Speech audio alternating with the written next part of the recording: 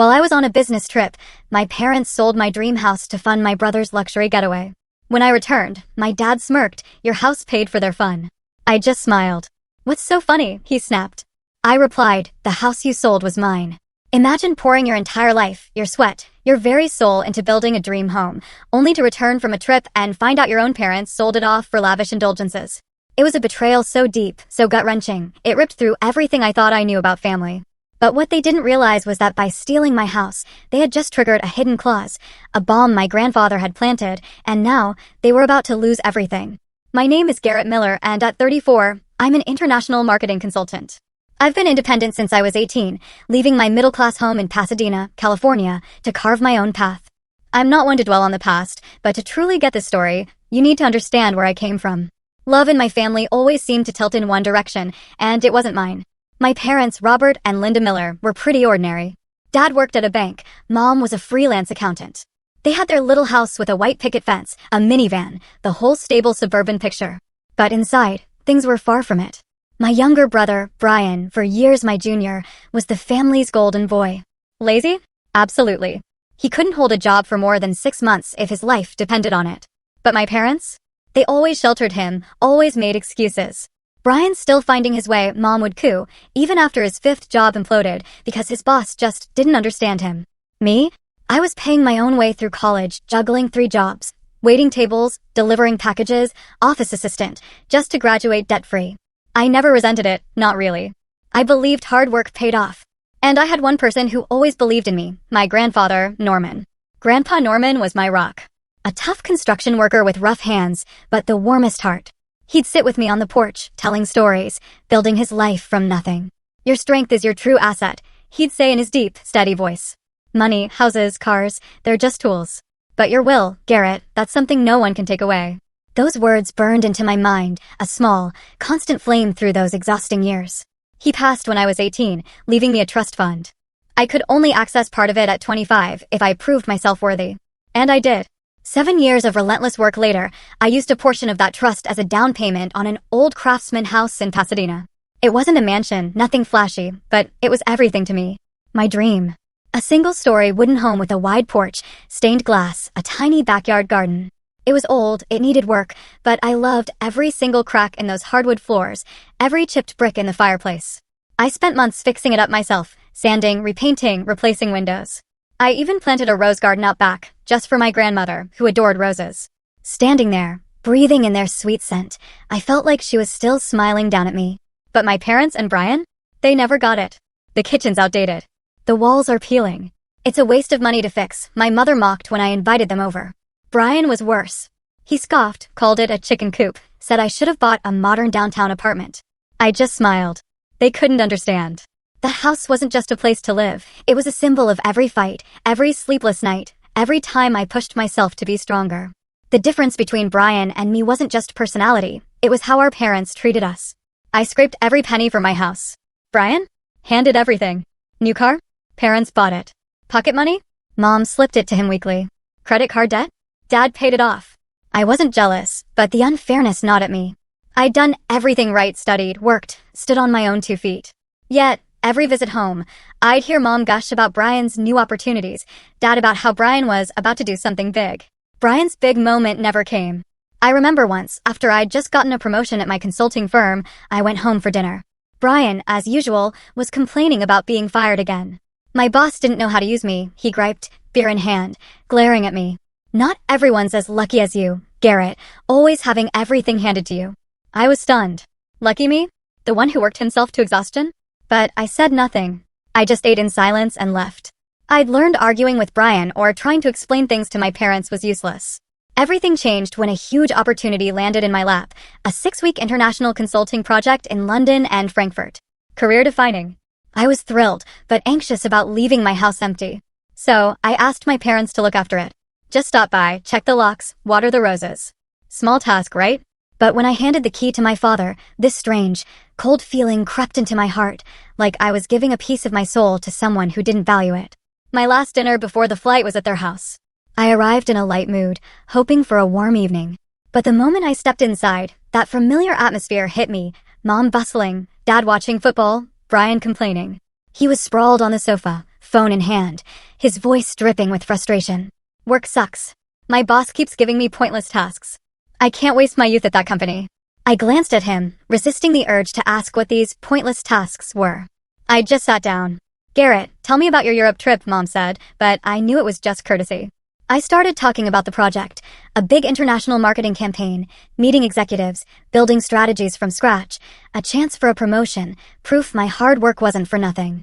But as I spoke, Mom's eyes drifted to Brian, as if he was the one who needed attention.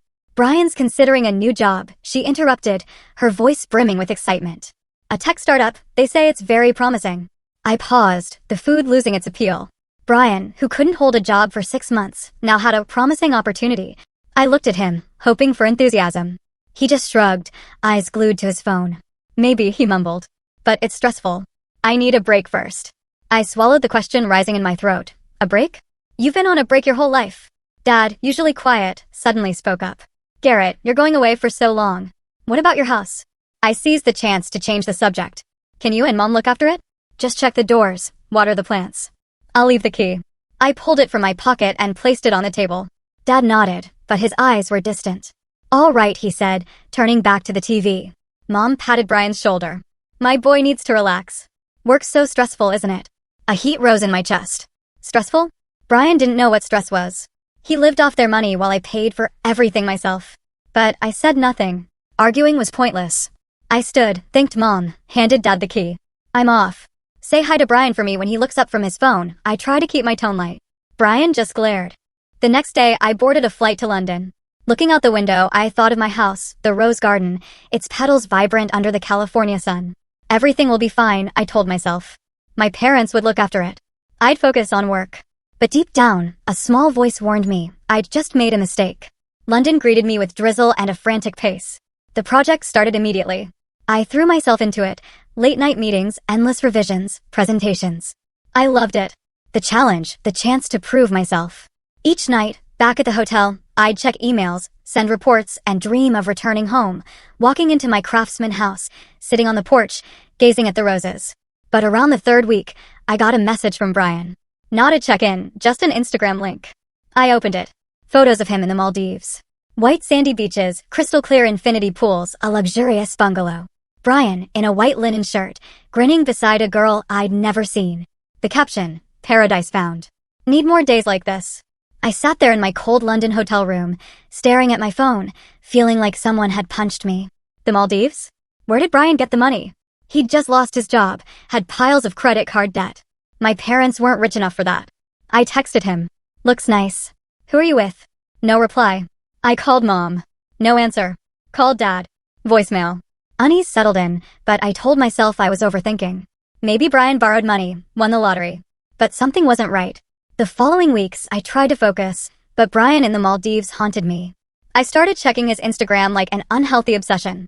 Each post was a fresh stab, seafood dinners on the beach, expensive cocktails, a photo on a yacht with that smug grin. I didn't understand. Brian had no money and my parents couldn't afford this. Could they? I started calling home more often. My parents' responses were always brief. Garrett, everything's fine, Mom would say. Your house is fine. Don't worry. But her voice was strained, like she was hiding something. Dad was even briefer. I'm busy. Talk later. I tried to convince myself I was imagining problems, but every night, lying in my hotel bed, I couldn't shake the feeling that something was happening behind my back. 6 weeks in Europe passed in a whirlwind. The project was a resounding success, satisfied executives, promises of a higher position. But that joy couldn't dispel the growing unease. Brian's Maldives photos, my parents' strange evasiveness, pieces of a puzzle I couldn't yet see clearly. All I wanted was to go home, step into my craftsman house, sit on the porch, look at my rose garden, feel the peace I'd spent my youth building. When the plane landed in Los Angeles, I took a deep breath, pushing away negative thoughts. Everything will be fine, I told myself, though the voice in my head wasn't convinced. I hailed a taxi to my parents' house to retrieve my key. On the way, I checked Brian's Instagram one more time, an addiction I couldn't shake. His latest post made me freeze. It was a selfie of Brian standing in front of a shiny new SUV, that smug grin plastered across his face. Welcome to the new ride, the caption read. My heart pounded. Brian didn't have money for a car. So where did this come from? When the taxi pulled up, a detail made my chest tighten. Parked in their driveway was a brand new sedan, gleaming under the California sun. Not Brian's SUV, but another expensive car. I stepped out, gripping my phone, feeling a boulder pressing down on my shoulders. Dad appeared at the door, wearing a new shirt, his eyes cold and emotionless. "Come in, Garrett," he said, his voice low, lacking its usual warmth. "We need to talk." I stepped inside. The air was heavy, like the calm before a storm. Mom sat at the dining table, hands clasped, eyes fixed on the floor. Brian wasn't there, but his presence loomed like a shadow. I set my suitcase down, trying to keep my voice steady. "Where's my house key, Dad?" I asked, but the look in their eyes told me the answer wouldn't be simple. Mom looked up, her lips pressed tight, her voice trembling. "Garrett, your house. We sold it." The world seemed to stop. I stood frozen, my ears ringing as if I'd been punched. "Sold?" I repeated, my voice hollow. "Sold my house? What do you mean?" Mom looked away, unable to meet my eyes. Dad crossed his arms, his voice firm. "We needed the money, Garrett. Brian needed a fresh start. He deserved to enjoy himself a little. And I needed a new car." I stared at him, feeling like I was looking at a stranger. "My house," I said, my voice shaking with anger. "I spent my whole life buying it. Every dollar, every hour of work, every callus on my hands from fixing it up. You sold it to buy a car for you and to pay for Brian's Maldives trip." I was almost shouting. Dad just shrugged, as if it were obvious. "You're always fine, Garrett," he said. "You have a good job. You have money. Brian doesn't. He needs us." My blood boiled. Brian's 30 years old. He can't hold a job for more than 6 months, and you still coddle him like a child. I turned to Mom, hoping for remorse. She just pressed her lips together, muttering, "You don't understand, Garrett." Brian stressed. He needed a vacation to recharge. "A vacation?" I laughed bitterly, feeling mocked.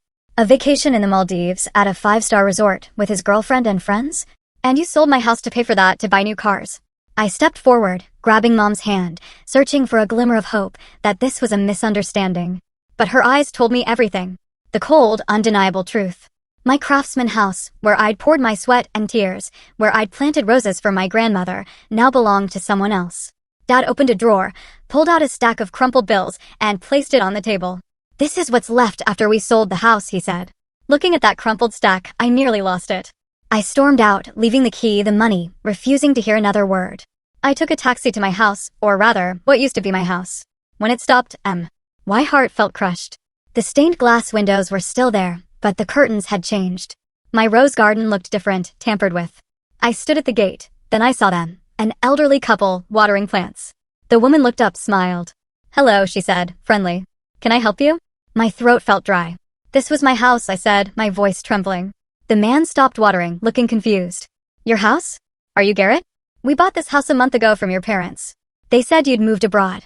I stepped back, my mind reeling. My parents didn't just sell my house. They lied, fabricating a story. I returned to the taxi, unsure what to do. I called David, my best friend from college, now a junior lawyer. "David, I need to see you right now," I choked out. At the coffee shop, I poured out the whole story. Brian's lavish trip, his new car, Dad's new car, the biggest shock of all, my craftsman house sold behind my back. Every word felt like a knife. David listened, brows furrowed. When I finished, he tapped his fingers on the table.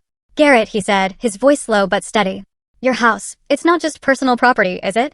You used part of your grandfather's trust fund to buy it, right?" I nodded, feeling a spark of light in the darkness. Grandpa Norman's trust. I'd used part of it for the down payment, and it was still tied to the trust. I was the primary trustee until 35. "If your parents sold the house without your consent, that could be illegal," David said, his eyes lighting up. "But I'm not sure about the specific terms. You need to meet with Mr. Harrison, the lawyer handling the trust. He's experienced and fair. I'm confident he can help you. But you'll need to gather evidence, documents, contracts, anything that proves they did this behind your back." I sat there, heart pounding. David's words were a lifeline. I vaguely remember Grandpa talking about the trust, protecting assets for the next generation. A protective clause he'd mentioned about anyone intentionally misappropriating trust assets forfeiting their inheritance. "Do you think I have a chance?" I asked, my voice trembling. David gripped my shoulder. "See Mr. Harrison. Gather evidence. You have a strong case here." I left the coffee shop, mind a whirlwind, but with a flicker of hope. I hadn't just lost my house, I'd lost my security, my trust in my family. But if David was right, if I could prove my parents and Brian had gone too far, I might be able to reclaim what was mine. The image of my rose garden flashed in my mind, but it was overshadowed by my father's cold face, my mother's evasive eyes, and Brian's smug smile. I clenched my fists. They thought they could take everything and walk away unscathed. They were wrong. I would uncover the truth, and I would make them pay. I immediately called Mr. Harrison. His voice was deep and calm, but with a hint of concern when I told him I needed to see him right away. "Garrett, are you okay?" he asked. "No," I replied, my voice hoarse. "I need your help. Something big has happened."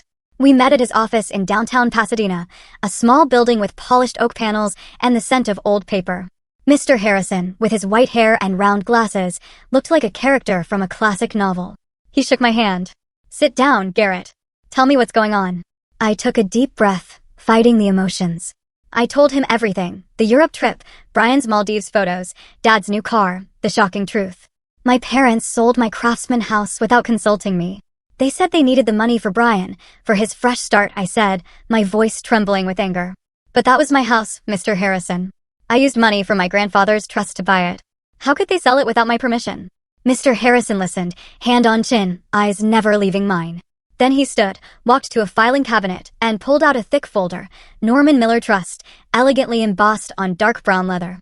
"Garrett," he said, his voice low but weighty, "that house isn't just your personal property. It belongs to the trust, and you are the sole trustee until you turn 35. If your parents sold it without your permission, that's a serious matter." My heart pounded. "How serious, Mr. Harrison?" I whispered. He opened the folder, flipped to a highlighted paragraph. "Let me explain the trust clearly. When you turn 35, the assets are distributed. Your parents, Robert and Linda Miller, each receive $500,000. Your brother, Brian Miller, also receives $500,000. You, Garrett, receive $1 million. You have full access to your $1 million before 35, as you did when you bought the house. But your parents and brother can only receive their shares when you turn 35, and only if they comply with the trust's terms." I nodded, trying to process. "And if they don't comply?" I asked, sensing the answer would change everything. Mr. Harrison looked me straight in the eye, his gaze sharp. "There's a very clear clause, Garrett. Any beneficiary who forges, misappropriates, or sells trust assets without the trustee's consent, that's you, will immediately forfeit their inheritance. Not only do they lose their share, but they could also face legal consequences depending on their actions." I sat stunned, the ground shifting beneath me. Forfeit their inheritance. My parents' $500,000, Brian's $500,000. All of it could vanish because of what they'd done. Grandpa's words echoed, "Your strength is your true asset." Was this his way of protecting me? "So, you're saying if I can prove they forged or misappropriated the house, they lose everything?" I asked, my voice trembling not from fear, but a strange mix of pain and satisfaction. Mr. Harrison nodded. "Exactly. But we need evidence, Garrett. Documents, contracts, signatures, anything that proves they acted behind your back. If they forged your signature or used illegal means, we could not only recover the property, but also activate the forfeiture clause." He paused, a sympathetic gaze. "But you need to prepare yourself. This isn't just a legal matter. This is your family." Family? The word stabbed at my heart. My parents, who raised me, had become betrayers. Brian, the brother I'd once hoped would grow up, was part of this scheme. My eyes stung, but I refused to let tears fall. "I understand, Mr. Harrison," I said, my voice steadier than I expected. "What do I need to do next?" He placed a hand on my shoulder, just like Grandpa used to. "You need to gather evidence. Find out how they sold the house, who bought it, how the paperwork was signed.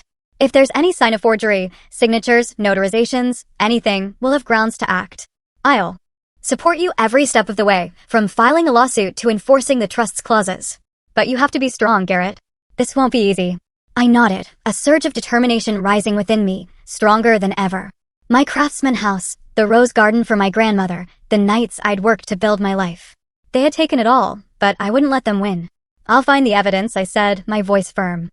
"And I'll take back what's mine." Leaving Mr. Harrison's office, I felt like I was stepping into a battle. The Pasadena sun still shone, but inside me was a storm. I pulled out my phone and texted David. "You were right. There's a protective clause in the trust. I'll need your help." I didn't know exactly where to start, but I knew one thing. I wouldn't stop until the truth was exposed. I thought of my parents, of Brian, of how they'd always made me feel like I wasn't good enough, wasn't worthy. They thought I'd stay silent, accept the loss, and move on. But they didn't know I was Norman Miller's grandson, the man who taught me that true strength lies in will. And my will, now, was an unquenchable fire. I decided to start at the most painful place, my Craftsman house. I needed to meet Ellen and George, the elderly couple, again. To dig deeper into the sale. Last time, I only knew my parents had sold it, likely using a forged signature. But I needed more. Who met with them, the exact paperwork, any other clues. In the taxi, I clenched my fists, suppressing the feeling that my heart was being crushed. The Craftsman house appeared, its familiar stained glass windows, the rose garden now unevenly trimmed, like an unhealed wound. I knocked, my heart pounding. Ellen opened it, recognizing me instantly. Her friendly smile was now tinged with worry, as if she sensed I wasn't just there to say hello. "Garrett, you're back," she said, soft but tense. "Come in." I stepped into the living room where George sat, newspaper in hand, but his eyes fixed on me, wary. "Mr. Garrett," he said, putting the paper down. "What's new? Last time you mentioned something about the house. We're still not sure what's going on." I took a deep breath, trying to keep my voice calm, but my determination shone through. "Ellen, George, I'm sorry to bother you again, but I need to know more about the sale. I believe my parents forged documents to sell this house. I need evidence to take back what's mine." Ellen and George exchanged glances. Then she stood and retrieved a stack of papers from a drawer. "We don't want to be caught up in any trouble," Ellen said, her voice low. Your parents and your brother, said you were moving abroad and needed to sell quickly. They brought a deed of transfer with your signature and notarized documents. We paid in cash, and everything was finalized in a few days." I held the papers, my heart racing. The sale contract was in my father's name, Robert Miller, with the signature purportedly mine on the deed of transfer. But it wasn't my signature. It was close, very close, but there were shaky, uneven strokes, as if someone had tried to mimic it. "This isn't my signature," I said, my voice catching. George frowned. They also provided a notarized document confirming everything was legal. We had no reason to suspect otherwise. I asked permission to photograph the documents, feeling like I'd found the first piece of the puzzle. Ellen looked at me, her eyes full of concern. "If you're telling the truth, we're victims too. We paid for the house, moved in. If something's wrong, we need to know." I nodded, promising to follow up. Leaving the house, I felt a mix of relief and simmering anger. My parents had forged my signature, but I needed more to tie it all together. Back at the temporary rental, I contacted David again. He agreed to analyze the documents and suggested checking for related paperwork at my parents' house. "If they took original documents from your house, they might still have them," David said. The thought of returning to their house made me shudder, but I knew I had no choice. I had to confront them, not to argue, but to act discreetly. I went in my parents' house one morning, knowing they'd be grocery shopping. I slipped inside and quietly opened their filing cabinet. Stacks of documents, bills, contracts, insurance papers. My heart raced when I found a folder labeled Garrett's House. I opened it. It was the treasure I needed. Copies of the deed of transfer, notarized documents, and handwritten notes. I recognized Mom's handwriting immediately, numbers, dates, and a note that read all cash offer, quick and clean. But what chilled me was the notarized document. The notary was listed as John H. Thompson, but the signature looked sloppy, unprofessional. I photographed everything, carefully put it all back, and left before my parents returned. I now had nearly enough evidence, but I wanted to understand Brian's role. He wasn't just a beneficiary. He might have been part of the plan. I went back to his Instagram, reviewing his Maldives posts. One photo showed him with an unfamiliar man, both standing in front of a real estate office. I zoomed in and recognized the logo of a local company. This was a lead. I visited the real estate office, posing as a potential home buyer. The agent, a woman named Avery, was eager to assist. When I subtly steered the conversation toward the Craftsman house, she nodded. "Oh, the house on Oak Street. That was a quick deal." The seller was Brian Miller, who said his brother was moving abroad and needed to sell fast. We found a cash buyer right away. I kept my expression neutral, though rage boiled inside. "Brian handled everything himself?" I asked. Avery nodded. He brought all the paperwork, including his brother's signature and notarized documents. We had no reason to doubt it. I left the office, mind reeling. Brian didn't just know about the sale. He was the one who executed it. My father forged the notarization. My mother forged my signature. And Brian handled the transaction. They had worked together perfectly to steal everything from me. But they made a critical mistake. They didn't know the house was tied to the trust, and I had Mr. Harrison on my side. I contacted Mr. Harrison again, sending him all the evidence. The deed with the forged signature, the questionable notarized document, the information from the real estate agency. He reviewed it, his voice calm but resolute. "Garrett, this is strong evidence. A forged signature and notarization are serious legal violations. We can file a lawsuit to reclaim the house and the forfeiture clause will be activated. But you need to be certain about this. Once we proceed, your family will never be the same." I fell silent, thinking of my parents, of Brian, of the family dinners that were now just memories. "They destroyed our family first, Mr. Harrison," I said. "I'm just taking back what's mine." He agreed, promising to prepare the legal documents. "Stay calm, Garrett," he said. "We'll do this the right way." When I hung up, I stood in front of the mirror in my hotel room, looking at myself. I was no longer the Garrett from 6 weeks ago, who believed his family would never betray him. I was someone new, forged by pain and determination. I thought of my grandfather, my rose garden, my craftsman house. I would take it all back. Not just for me, but for the promise I kept to him. True strength lies in will. I had enough evidence. But filing a lawsuit wasn't enough. I wanted my parents and Brian to face the truth in front of the entire family, in front of the relatives who had watched me grow up, who had heard my parents boast about their golden boy, Brian. I wanted them to see the consequences of their actions, not through a cold legal letter, but in person, in a moment they couldn't escape. I called Aunt Susan, my mother's older sister. She was always fair, straightforward, the only one who ever praised my efforts, who said Grandpa would be proud. Aunt Susan, I said, keeping my emotions in check. I want to organize a family gathering. Invite everyone. Aunts, uncles, cousins. I have something important to say. She hesitated, sensing the gravity in my voice. Garrett, is something wrong? She asked. I only replied, I need everyone there. I'll explain later. I chose a weekend and borrowed Aunt Susan's house. I told her it was a family update after my business trip, not revealing details. To my mother, I said I wanted to make peace after recent tensions. Perhaps out of guilt or confidence that I'd accepted the loss, she agreed immediately. That's good, Garrett, she said, her voice relieved. The family needs to come together. Brian will be happy to see his big brother. I clenched my jaw, suppressing my anger. They didn't know this gathering wasn't about reconciliation. It was about exposing the truth. I contacted Mr. Harrison, inviting him as a family friend. He agreed, bringing the trust documents and the evidence I'd collected. Are you sure you want to do this in front of the whole family, Garrett? He asked, his voice low but concerned. This will be a big shock. I nodded over the phone. They chose this path, Mr. Harrison. I'm just helping them see where it leads. On the day of the gathering, I arrived early to help Aunt Susan set up. She looked at me worried. Garrett, are you okay? You seem different. I gave her a strange smile. I'm fine, Aunt Susan.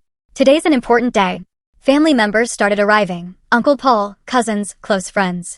Everyone was laughing and hugging, as if this were just a normal gathering, but my heart pounded like a warrior preparing for battle.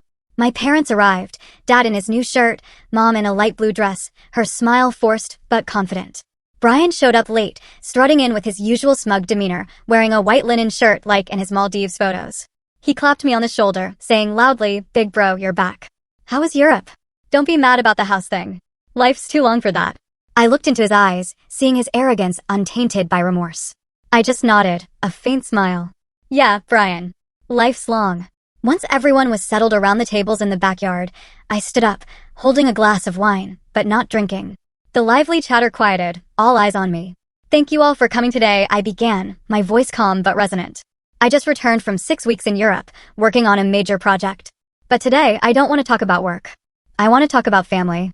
About truth, trust, and what we do to each other. My mother looked at me, a flicker of worry in her eyes. My father crossed his arms, frowning. Brian smirked, expecting an apology or reconciliation. I set the wine glass down and pulled a stack of papers from my bag, copies of the deed, the forged notarized document, photos from the real estate agency. When I went on my trip, I asked my parents to look after my craftsman house, I continued, my voice slow but icy.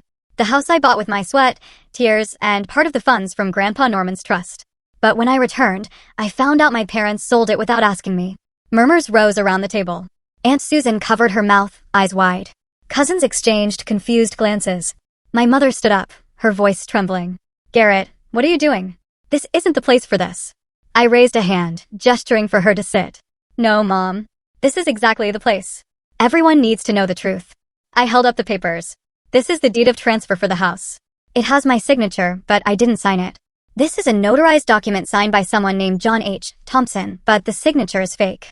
And this, I pulled out my phone, showing the photo of Brian in front of the real estate office, is proof that Brian facilitated the sale, lying that I was moving abroad for work. The air grew heavy. Brian's face paled, and he forced a laugh. What? What are you making up, Garrett? Don't blow this out of proportion. I locked eyes with him, feeling all my pain and anger surge. Making it up? Let Mr. Harrison explain. I gestured to Mr. Harrison, who had been sitting quietly. He stood, holding the trust documents, his voice low but commanding. I am the attorney managing the Norman Miller Trust, he began. The Craftsman House belongs to the trust, with Garrett as the sole trustee. Selling it without his consent was illegal. But more critically, the trust has a clear clause. Anyone who forges, misappropriates, or sells trust assets will immediately forfeit their inheritance. Gasps echoed around the table. My mother covered her face. My father sat frozen, his hands trembling. Brian slammed the table, shouting, "What? What are you talking about? It's just an old house." Mr. Harrison looked at him, his voice cold.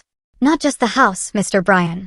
You and your parents have forfeited $500,000 each from the trust, a total of $1 million, plus the vacation cabin in Big Bear.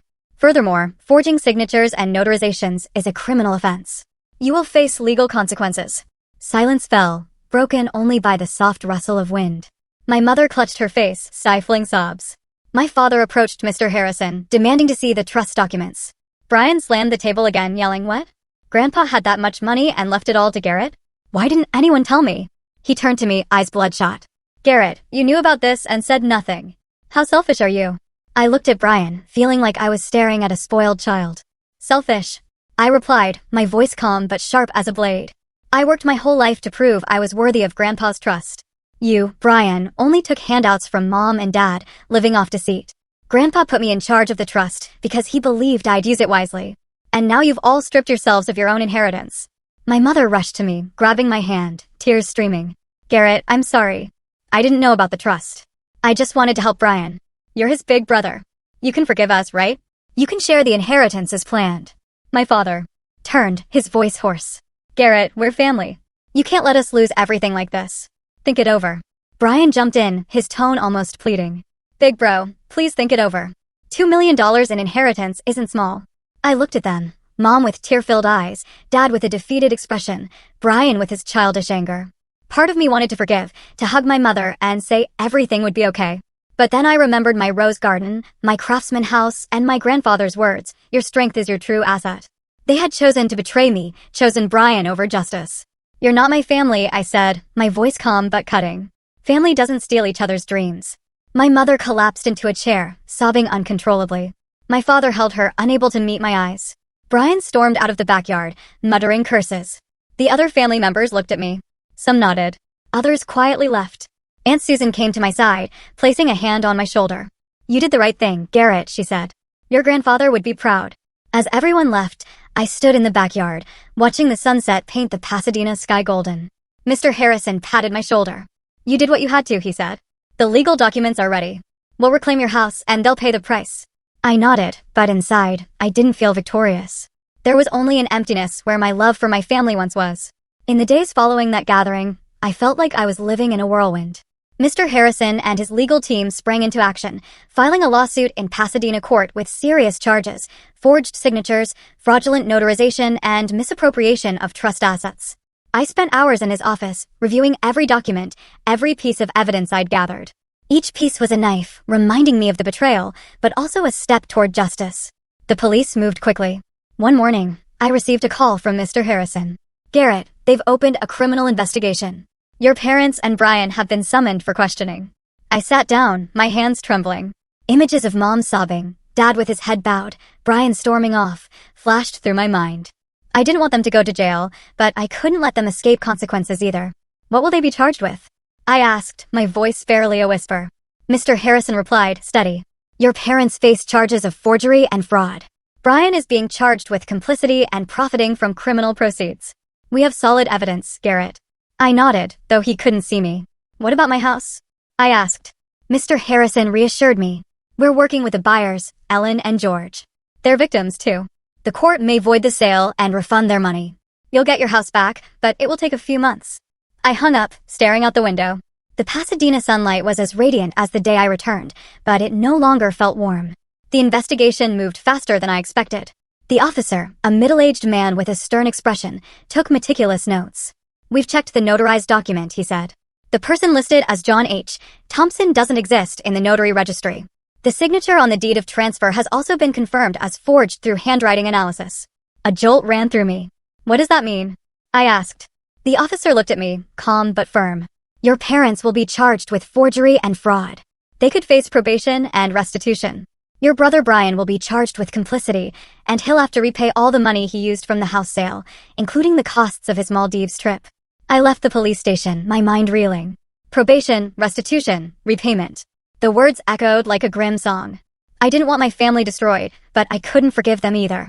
They had chosen this path, chosen to steal my dream, to feed Brian's laziness. I thought of my grandfather, of his words, "Your strength is your true asset." He was right. My strength wasn't in the house. It was in my determination to seek justice. In the weeks that followed, my family unraveled.